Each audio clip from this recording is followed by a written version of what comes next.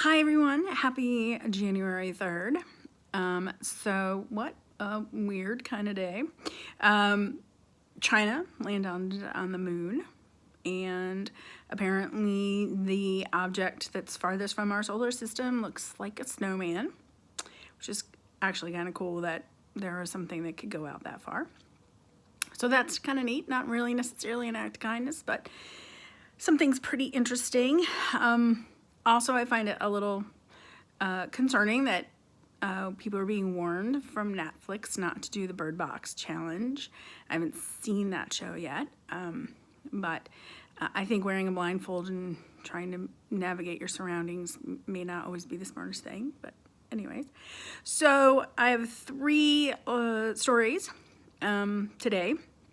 And the first one is something called Extraordinary Birthdays. It's a nonprofit organization that's in Maryland, and it was founded in 2010 by a woman by the name of Chanel Leak. And Miss Leak was a party planner, and then she decided to take those skills and use them to help plan parties, birthdays for homeless children and their families. And her nonprofit group works within the Maryland, DC, and Virginia region. And realistically, or I shouldn't say realistically, but the goal or the mission of this particular group, this nonprofit group, is to not just, of course, plan a party, because a lot of people can do that, but actually to ask the child specifically what type of party they want, so they make it very specific for the homeless child. And certainly mothers of homeless children tend to be the focus.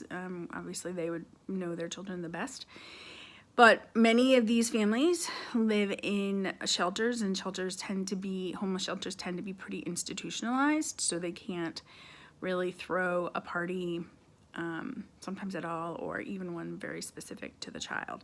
So the other thing that happened to this group, which is sad, but shows the amount of perseverance from this organization, is that back in, I think it was in December, the business, which is in College Park, Maryland, actually ended up burning down due to the result of an arsonist who was targeting local businesses. And this nonprofit, I don't believe, was specifically targeted, but subsequently the fire went to their building and burned the building down. Let's see. So, of course, this particular incident didn't stop Miss Leak.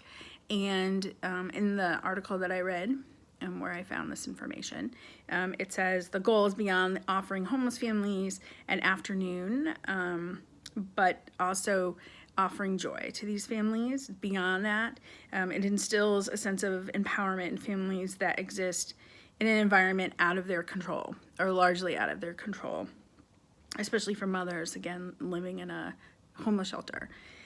Let's see. So the other more awesome thing that has happened, so since this organization's building burnt down, or burnt down, they put together a GoFundMe page. And the amount of money that they were trying to raise was $15,000. And I went to their GoFundMe page, and their current, the amount of money that they've raised thus far is $15,431. So I'm going to try to upload that link, not necessarily expecting that you're going to donate any money, but I could certainly provide that on my channel. So that's nice. When I think about this story, one of the reasons why I picked it is I think, at least for me, having a place to live, I kind of take for granted. And, I think if you're not seeing homeless people every day, or not really focused on that group of people, you don't realize how, amazing it is to have a home or a place to go to. And so, and that it could be taken for granted. So I'm certainly grateful for that in my life. The other couple articles, or good, one good act per se that I found, are both about animals, which shouldn't surprise anybody who knows me. So the first one is from the BBC, and this is pretty cool. One of the rarest species of bird in the world is called the Madagascar Pochard, and this animal was given a new home. So a team from the Wildfowl Wetlands Trust and Durrell Wildlife released a small group of these birds at a lake in North Madagascar. And it's the first step in the recovery of a species that was thought to be, driven to extinction, basically on the brink of extinction. So go duck. I could tell you that waterfowl don't particularly like me. I've worked at a zoo, and I love birds, but for some reason waterfowl aren't particularly fond of me. But anyways, and then the last kind of noteworthy article is just, you may have read this. It's about a group of narwhal whales that basically adopted a narwhal whale that was adopted by a pod of beluga whales, and these are two different species of whales. So it's called interspecies adoption, and this was first reported back in July of last year, the Churchill River and the Hudson Bay out in Canada, Manitoba, Canada. And I teach animal behavior. And so, one of the things that interests me is why interspecies adoptions actually happen. And of course, scientists animal behaviorists have a number of potential reasons. One is that they provide perhaps,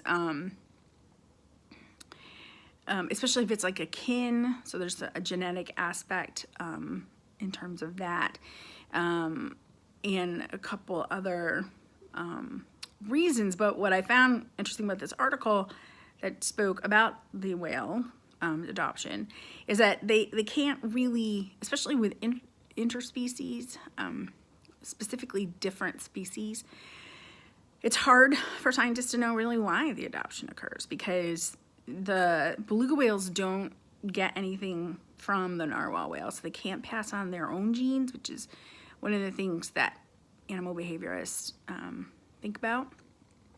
And one thought is that it provides a level of protection. So typically group animals, animals that live in groups, the larger the group, the more protection that they get. So living in a group provides protection against predation. And that could, obviously be the reason. But I'm going to do a little anthropomorphism here and say that maybe, it not only provides a level of predation, but maybe they are just being thoughtful and helping another whale. I don't know. At least that's what I'd like to think. The non-science part of me. Anyways, again, hard to find articles about acts of kindness and, that one good act, especially in the media. I find it that they like to focus on things that make us scared and things that are concerning. And I'm not saying any of that is not important. I think reading the news is important. I think being informed is important. But I also think it can make us pretty anxious and scared and depressed. So my goal is, for at least a few minutes each day, is to give you some information or stories that are just the opposite. So if you have any comments, and if you subscribe and you have comments, leave them in the comment section. Hopefully you can. And that's it, and I will see you tomorrow. Bye.